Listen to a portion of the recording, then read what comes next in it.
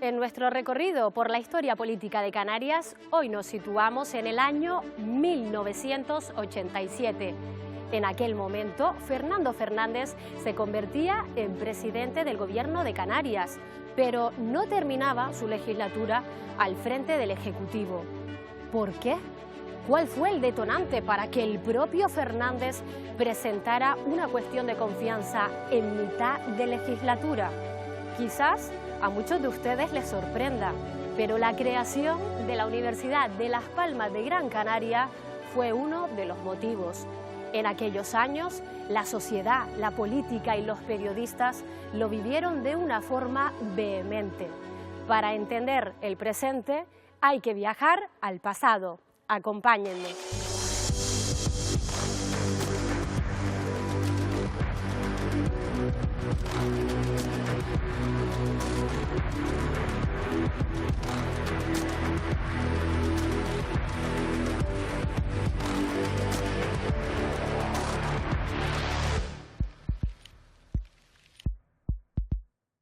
Los últimos años de la década de los 80 del siglo pasado fueron convulsos. También se dice que fueron unos años felices, pero desde luego en Canarias tuvieron de todo y tuvieron muchos conflictos a nivel político. Aquel conflicto universitario que realmente marcó esa época, Carmen. Sí que marcó la época y yo me acuerdo bien porque cuando yo llegué a Canarias vine precisamente a esta casa, al Parlamento de Canarias, y a caer en una realidad en la de que estabas conmigo o estabas en contra mía. ¿Eras pro chicharrero o eras pro canarión? ¿Querías la Universidad de Tenerife o querías que se instalara una unidad de Las Palmas? ¿Cómo se vivió desde dentro aquel conflicto, aquellos años tan complejos, ¿no? Por mucho pleito y fundamentalmente, Juanma, porque lo que hacíamos era escribir sobre la universidad, defender la Universidad de La Laguna por encima de cualquier otra cosa. Estaba el Sanedrín de Las Palmas, que era lo que habíamos titulado en el periódico como el poder económico de la región y que fundamentalmente estaba centrado en tener una universidad en Las Palmas. Y nosotros tratábamos de descubrir o de que la gente se quedara con la idea de que era imposible crear una nueva universidad porque eso era duplicar.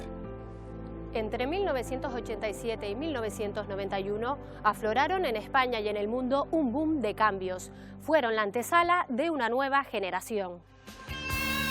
La industria del cine nos llenó de sueños y de historias que por primera vez se premiaron en los Goya. Radio Futura triunfaba con sus letras de calor. 37 grados, un montón de huesos, con algo de pellejo al respecto. Y a la par, Aretha Franklin se convirtió en la primera mujer del Salón de la Fama del Rock.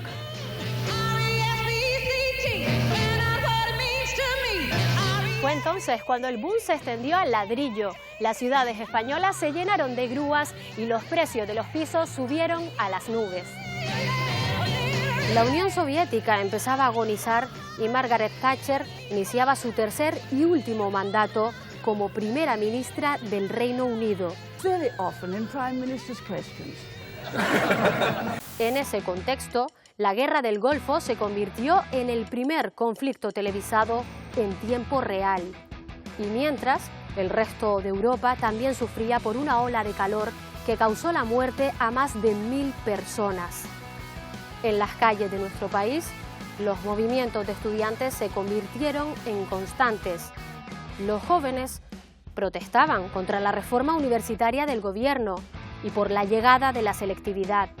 La crispación disminuyó gracias a acuerdos para contener las tasas y aumentar las becas. Todo lo contrario que en Canarias, donde la falta de consenso mantenía pronunciamientos a favor y en contra de una nueva universidad, la de Las Palmas. Fernando Fernández, el entonces presidente de Canarias, trató de atender a las peticiones de la sociedad para la construcción. Por eso, intentó lograr el consenso en el Parlamento. No quiero finalizar esta breve intervención sin agradecer al presidente cesante la colaboración que me ha prestado en estos días y su mejor disposición para hacer posible el cambio de administración con la mayor fluidez.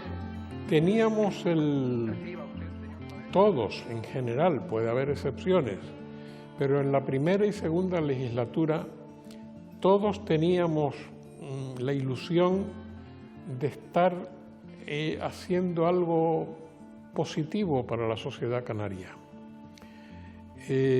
Al comienzo de la época autonómica, a los políticos canarios y en los medios de comunicación, más que en la opinión pública, a unos se nos llamaba autonomistas y a otros cabildistas. Cabildistas eran la mayoría, autonomistas quizás me sobran dedos en la hoja, en los dedos de la mano.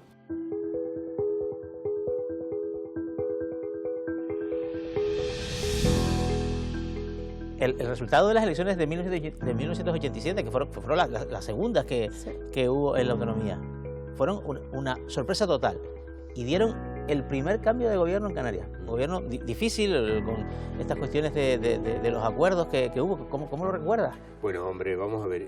Primero no se vivían las elecciones como se viven en el día de hoy. Luego veníamos de una situación un tanto difícil porque aquello del pacto de hormigón, la ley de aguas, que tanto polémica había. Pues claro, todo eso se plasmó luego en unas elecciones en donde ganaron precisamente los que estaban en contra de la actual ley, de aquella ley de aguas, ¿no?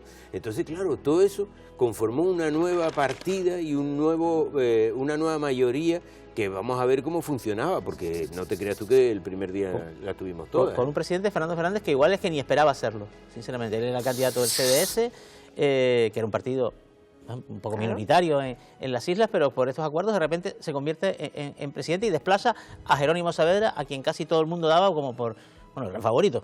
Claro, pero es que era lo que dice Pepe, en aquel momento en las elecciones, cuando ibas a las urnas, no votabas una ideología, no votabas una línea política, votabas, y sobre todo en estas islas, donde cada isla tenía, sobre todo en la provincia de Tenerife, tenía una predominancia política determinada, votabas al candidato de ATI, o el candidato de API, o el candidato de AI, y entonces luego a partir de ahí hacíamos la mezcolanza, hacíamos la masa e intentábamos crear una tarta que gestionara a las 8 islas. Si tú eras de la provincia de Tenerife, no podías votar a un tipo de Las Palmas, porque no estaba concebido, ni siquiera en el Parlamento, y nosotros lo hicimos.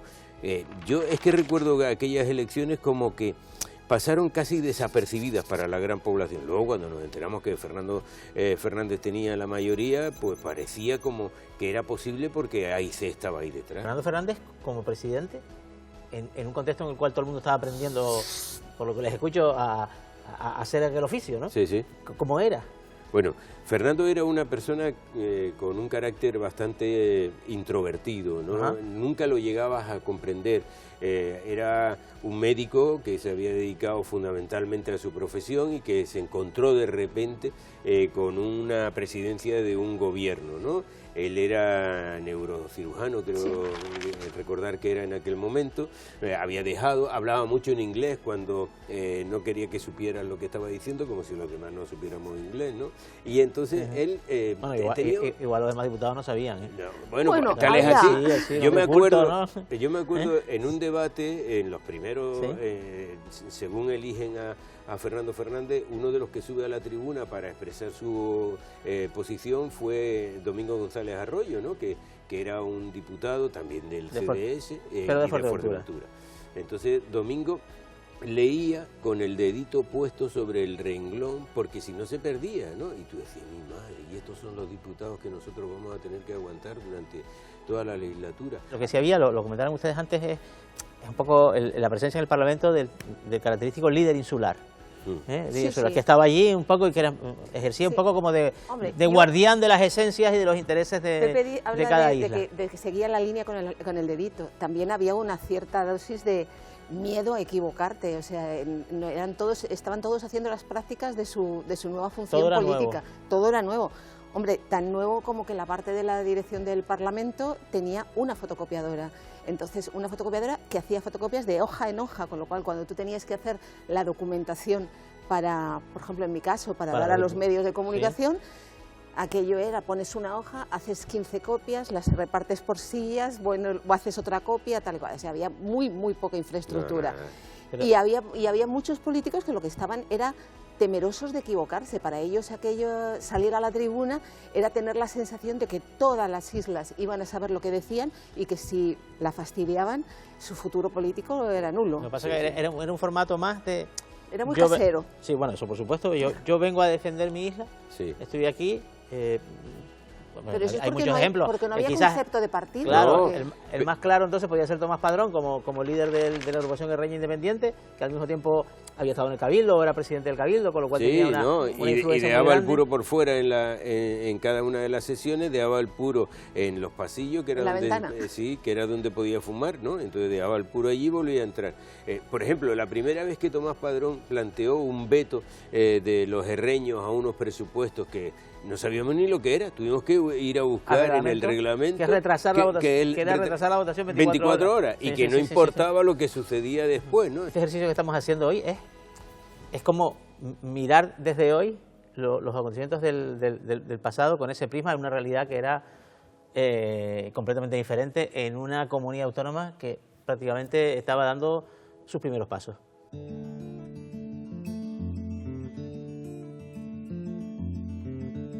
La primera vez que entré al Parlamento de Canarias como diputado tenía 40 años, por lo tanto era de los jóvenes de aquellos tiempos en la política. Realmente nosotros, dentro de aquellos dos bloques que se crearon en aquel momento, la parte más a la izquierda y la parte más a la derecha, pues éramos determinantes para unos y para otros, y hubieron negociaciones durante largas semanas, ¿no? Y bueno, al final nos decantamos por la posición de centro-derecha en aquellos momentos, que fue cuando investimos a Fernando Fernández, presidente de la comunidad. Nosotros no fomentamos ni estuvimos en la caída de Fernando Fernández. Esto fue una maniobra interna del propio CDS en aquel momento. En fin, Fernando puso un envite sobre la mesa de la confianza, y en esa confianza se convirtió en desconfianza para los demás, y bueno, pues acabó con su presidencia.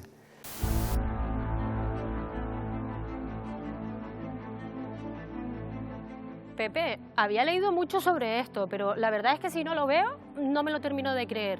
¿Cómo es posible que se llegara a esa crispación? Manifestaciones en Tenerife en contra de la Universidad de Las Palmas de Gran Canaria. Y sin embargo, en Gran Canaria los ciudadanos salían a la calle porque querían su universidad. Era muy lógico en aquella época de la que estamos hablando. Yo esa manifestación que estamos viendo, por ejemplo, la de Tenerife, que es la que seguí, pues la seguí desde lo alto de una furgoneta, porque era impresionante las 200.000 personas que abarrotaban todas las calles, sobre todo, más que para pedir no a la Universidad de Gran Canaria, para que no se desgajara, para que no se perdiera en la Universidad de La Laguna, que era la que en aquel momento estaba marcando, digamos, que la pauta, todo el que quería estudiar tenía que venir a La Laguna. Entonces, esa manifestación que estamos viendo ahí es una manifestación en favor de que no hubiera esa duplicidad, que era lo que se vendía en aquel momento y que podía ser nefasto, ¿no? ¿Quién vendía esa duplicidad? Bueno, vamos a ver, en Tenerife esa duplicidad se vendía por parte del poder económico que entendía que podía perder algún tipo de subvención, de la creación de empleo, de los restaurantes, de los pisos, de demás que giraban en torno al negocio universitario. Y por parte del periodismo, Pepe, ¿cómo se vendía esto? Porque hubo en aquella época editoriales muy contundentes, específicamente de aquel periódico en el que tú estabas en aquel momento, del Día. Exactamente, porque el Día cogió la bandera de la no división universitaria. Bueno, el Día publicaba editoriales y publicaba incluso fotografías en donde se decía quiénes eran los traidores a la causa de Tenerife. Decía, por ejemplo, que había muchos parlamentarios que figuraban por Tenerife, pero que no habían nacido en Tenerife, y entonces, claro, que ahí era muy fácil entrar en una dicotomía a favor de una isla por encima de la otra.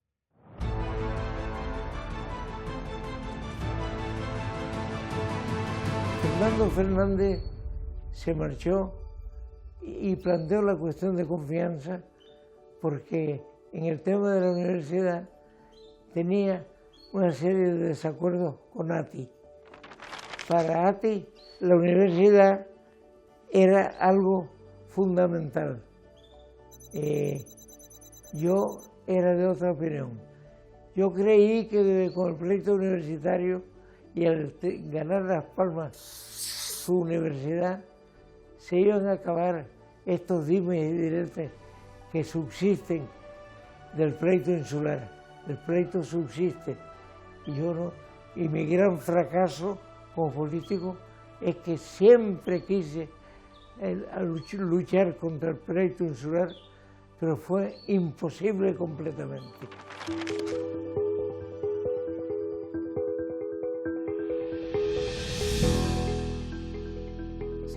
El conflicto universitario, que vamos a explicarnos, ¿no?, fue el proceso para la creación de la Universidad de Las Palmas, encendió los ánimos de una forma completamente inédita. Las manifestaciones que hubo en aquellos años, yo no sé si se dieron antes, yo esas las vi, después no ha habido ninguna... ¿Cómo pudo ocurrir aquello? ¿Cómo se llegó a crispar el ambiente entre dos islas, las dos islas capitalinas, Gran Canaria y Tenerife, hasta el punto de que en una y otra capital la gente se echaba a la calle por decenas de miles de personas pidiendo una cosa o la contraria? Claro, pero porque, vamos a ver, lo que movieron todo esto fueron los medios de comunicación, fundamentalmente alentados por un poder económico que en aquel momento estaba por la labor de que no hubiera una universidad en Gran Canaria. Eso en Tenerife. Claro, en Tenerife. Y en Gran Canaria era movido porque, oye, yo tenía que hacer un esfuerzo para que mi hijo fuera a estudiar a la universidad y que se desplazara a otra isla. Entonces lo que se movió en aquel momento es la necesidad de uno de tener esa universidad y la necesidad de otros de que no se les partiera lo que no, ya ¿por qué? Porque el convencimiento era que la universidad estaba financiada.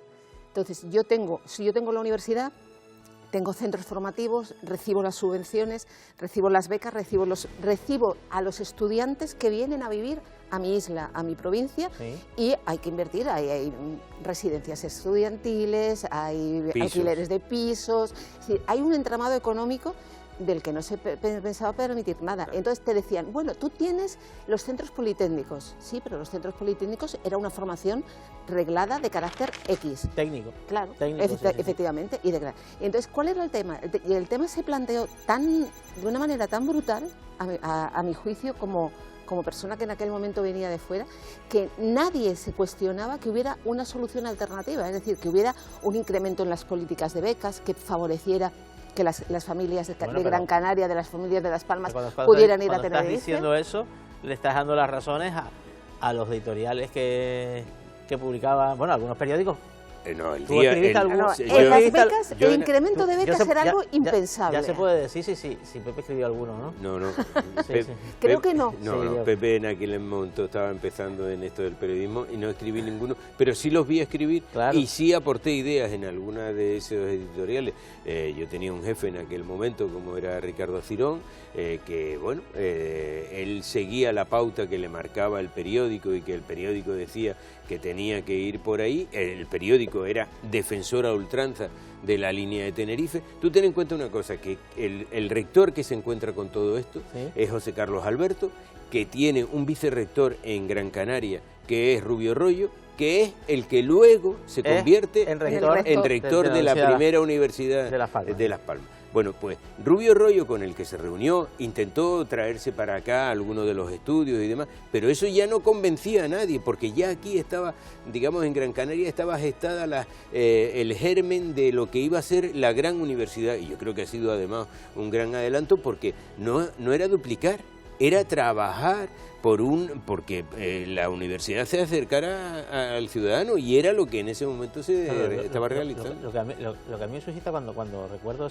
aquellos titulares y tal, es que si luego se ha formulado algún tipo de autocrítica por hasta qué punto los medios, pero también autocrítica. Sí, también la política fue capaz de encender los ánimos, sí, claro, de esta manera, sí, hasta el punto de sacar a 200.000 personas a la calle de una isla contra otra, ¿no? Sí. Pero porque en Gran Canaria le estabas diciendo a las familias, señores, que ustedes no van a poder mandar a sus hijos a la universidad, salvo casos muy excepcionales, porque los de la isla de enfrente, los de la Universidad de La Laguna, sí. no quieren. Y en Tenerife se decía... Y en Tenerife lo se que decía se... que si se creaba la universidad... Esto se decía así. Sí.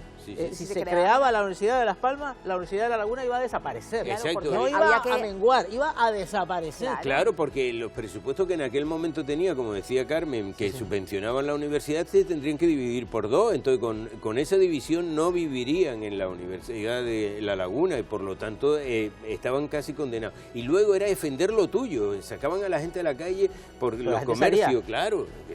También salió en Tenerife los mismos 200.000 también defendiendo. Yo fui a una manifestación de esa. Yo también fui a contarlo. Yo fui a contarlo. Y me dijeron, hay que ir, y fui, tal cual, ¿eh? Tú fuiste a contarlo porque ya estabas entonces trabajando en medio. Pero eso fue una realidad que se dio, que hoy nos parece un poco inconcebible. A mí parece un poco inconcebible. Sí, pero en aquella época yo me acuerdo que hubo quien intentó decir, bueno, pues vamos a dividir los centros. Sí, claro. ¿Y quién se va a quedar con la universidad, la Facultad de Medicina? Sí. Los dos. Vale, venga, Tenerife. Sí. Al final, porque el asunto es divide y vencerás. El conflicto universitario acabó, casi se puede decir, que llevándose la presidencia de Fernando Fernández por delante.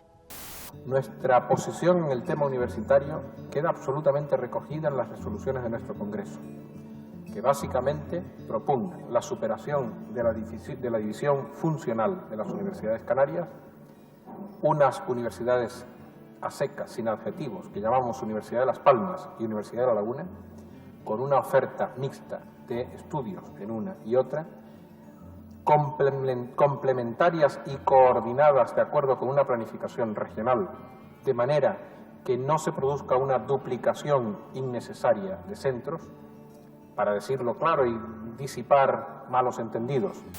Fueron unos años de mucha tensión porque en Las Palmas se manifestaban, dijeron 200.000 personas, cientos de miles de personas, y aquí la que entonces se llamaba ATI, pilotada entre otros por el fundador y padre fundador, don Manuel Hermoso, planteaban una contramanifestación, de manera que entre manifestación y manifestación había momentos muy duros. Cuando se plantea la aprobación de la Universidad de Las Palmas, yo voté con mi grupo parlamentario a favor de la creación de la Universidad de Las Palmas, a favor de la cual estuve siempre. Lo que no fue óbice para que un periodista, que Dios le tenga en su gloria, me pusiera como traidor a Tenerife, cuando yo ni siquiera era diputado por Tenerife, entonces era diputado por la isla de La Palma, ¿no? Pero en fin, la historia se escribe así y el tiempo deja a cada uno en su sitio. Ese problema en la Cámara no tuvo ninguna trascendencia, no se tradujo en ninguna tensión entre un partido y otro, porque en realidad todos estábamos de acuerdo. El propio Manuel Hermoso, que de cara a la prensa se oponía, de cara a la opinión pública se oponía, ha llegado a manifestar en declaraciones que usted probablemente podrá recordar o encontrar, yo la tengo grabada, en la que dijo: mi mayor error fue oponerme a la Universidad de Las Palmas. La paradoja es que yo perdí la moción de confianza porque ATI utilizó los votos de algunos diputados insularistas, fundamentalmente los gomeros y majoreros, y unos meses, un poco tiempo después, 2 meses después, aprobó la investidura de Lorenzo Larte, en la que no se habló de la universidad, para nada. Pueden ustedes consultar el diario de sesiones, ni Lorenzo, ni quienes le apoyaron, ni quienes se opusieron, nombraron para nada la cuestión universitaria. Se trataba, en resumen, de apartarme a mí de la presidencia del gobierno por razones espurias en las que yo no quiero entrar. La política en Canarias se está transformando en una especie de juego de patio de colegio, en un pasilleo de intereses miserables y en una actividad que decepciona e indigna a la mayoría de los ciudadanos. Usted sabe, señor Hermoso, usted sabe muy bien que yo no tengo intereses miserables, como usted ha citado cuando... Carmen, hemos escuchado un archivo histórico, la cara que tenía en aquel momento Fernando Fernández. ¿Cómo estaba él? Manteniendo el tipo porque Fernando Fernández es una persona con mucho rodaje, pero yo creo que nunca sabía que iba a tener unos votos a favor y unos votos en contra, lo de la oposición, pero nunca pensó que 2 abstenciones de la agrupación insular de Canarias, del partido que encabezaba su vicepresidente, fueran a provocar su caída como presidente del gobierno. Y la prueba de que no lo pensaba es que cuando se vio que perdió la moción de confianza que él mismo había propiciado, se propugnó como presidente del gobierno para un gobierno en minoría. Pero claro, ya era difícil que la gente quisiera, que los políticos quisieran que alguien que no había sido respaldado como presidente fuera a gobernar teniendo que negociar constantemente cualquier paso que tuviera que dar. Así lo viviste desde la Cámara, pero cuando salían a los pasillos, en las conversaciones personales, ¿cómo estaba Fernando Fernández? Tío, Fernando Fernández tiene un talante pero evidentemente se le notaba descompuesto, o por lo menos eso era lo que querían ver los otros parlamentarios. Y cuando tú le preguntabas a cualquier otro, ¿qué pasó? ¿Por qué no? ¿O por qué sí? Y decía, bueno, él optó por ponerse a los pies de los leones y esperar a que no le pisotearan. Señoras y señores diputados, en esta intervención, que pudiera ser la última que tenga como presidente del gobierno, al menos por esta etapa. Fernando Fernández, cuando pierde la cuestión de confianza, reaccionó como un caballero, reaccionó con toda normalidad y después pretendió llegar a un pacto con Jerónimo Saavedra para que Jerónimo fuera el presidente y gobernasen los socialistas. Ese pacto, por fortuna, no cuajó, pero hasta el último momento estuve yo más que preocupado por si el pacto salía, porque en política puede pasar de todo. En política se pueden dar los milagros más raros y las cosas más raras, y eso podía haberse producido. No habría sido lógico. Lo lógico era que siguiera gobernando el centro derecha, como venía gobernando, con los de las Islas Menores.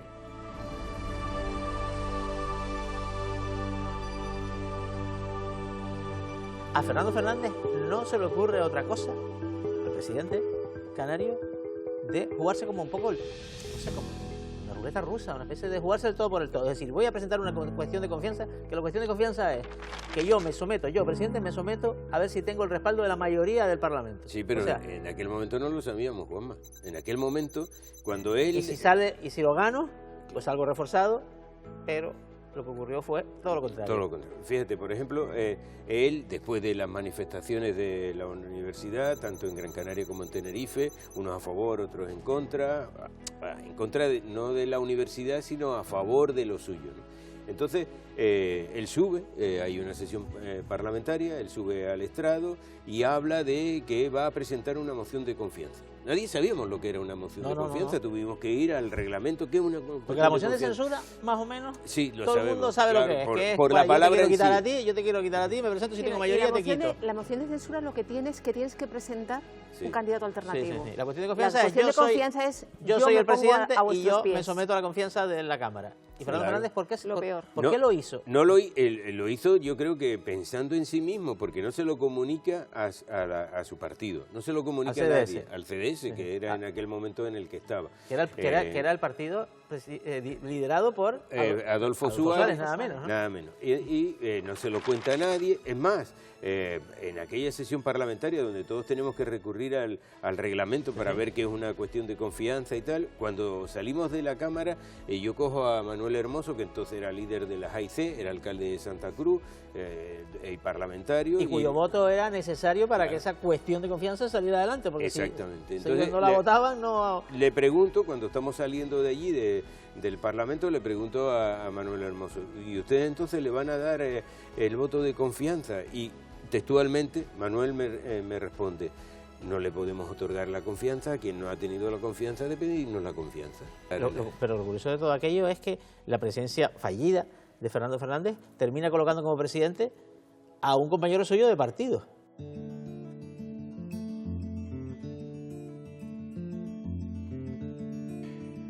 La cuestión de confianza fue la consecuencia de una convicción política de que no podía seguir gobernando con un aliado manifiestamente desleal y tenía previsto continuar gobernando con un pacto de centro-izquierda entre el CDS y el Partido Socialista, que había hablado con Jerónimo Saavedra y que habíamos tratado en las respectivas ejecutivas regionales.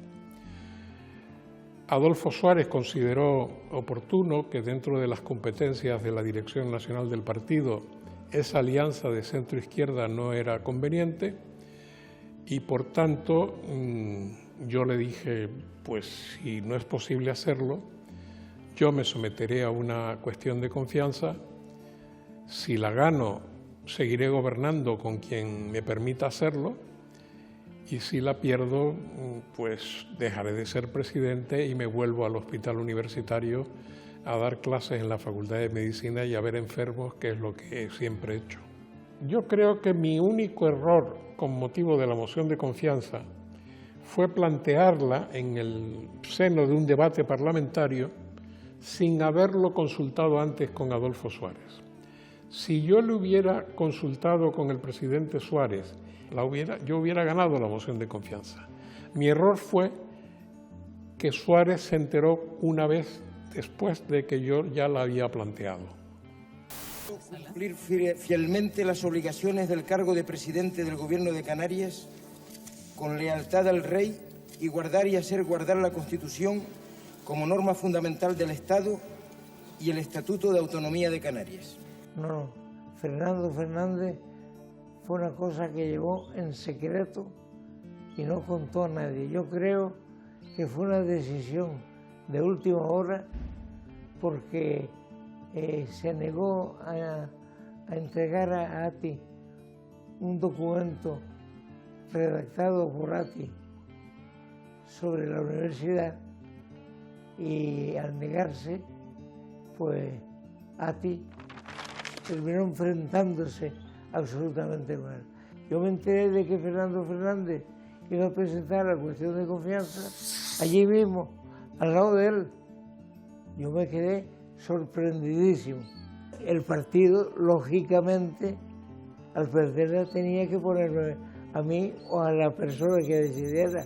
Y en esa reunión de todos los parlamentarios canarios, pues salí yo como candidato a la presidencia con el mayor número de votos a bastante distancia del que me siguió.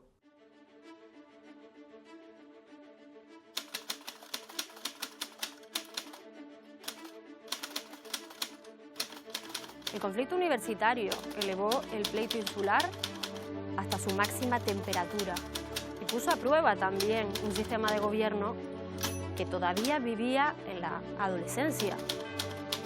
La discordia Peneno, no podemos olvidarlo.